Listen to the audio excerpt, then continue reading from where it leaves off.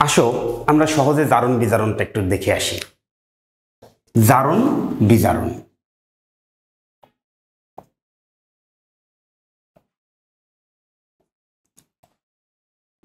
জারণ মানে কি বলতো? জারণ মানে সারণ, জারণ মানে সারণ।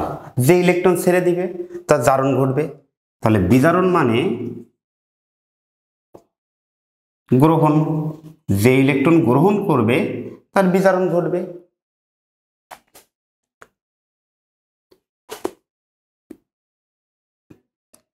আমাদের জিঙ্ক যদি একটা বিক্রিয়া দেখি, জিঙ্ক প্লাস কপার সালফেট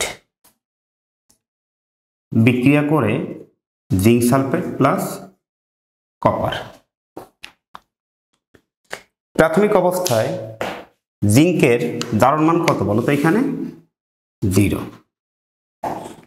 কপারের +2, সালফেটের -2, জিঙ্কের +2 -2, কপারের 0। জিঙ্ক তাহলে 0 থেকে কি হয়েছে? +2 হয়েছে। তাহলে জারণ মান বৃদ্ধি পেয়েছে। আমরা এইভাবে একটু মনে রাখতে পারি, -2 -1 0 1 2 3। যত মাইনাস থেকে প্লাসের দিকে যাবে সেই বিক্রিয়াকে আমরা বলবো জারণ বিক্রিয়া। তাহলে এই বিক্রিয়াটাকে আমরা বলতে পারি জারণ বিক্রিয়া।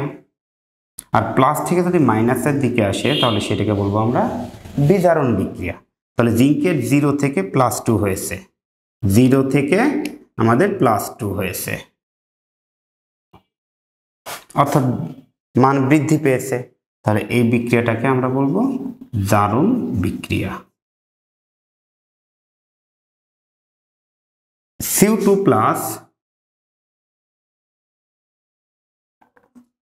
+2 থেকে 0 হয়েছে, +2 থেকে 0 হয়েছে, তাহলে এটা এদিকে আসছে, মান কমে গেছে। তাহলে বিক্রিয়াকে বলবো আমরা বিজারণ বিক্রিয়া।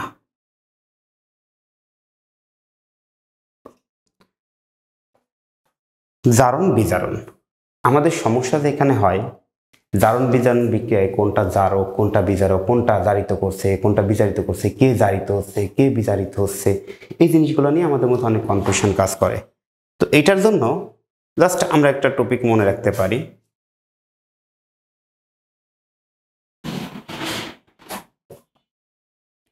জাবি জাবি জাবি জাবি জাবি জাবি দিয়ে আমরা কিভাবে মনে রাখতে পারি? জারণ বিক্রিয়ায়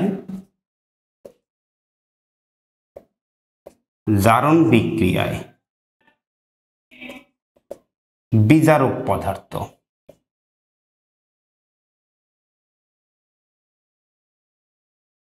জারণ বিক্রিয়ায় বিজারক পদার্থ।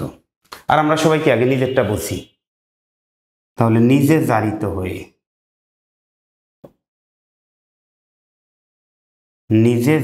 হয়ে অন্যকে বিজারিত করে।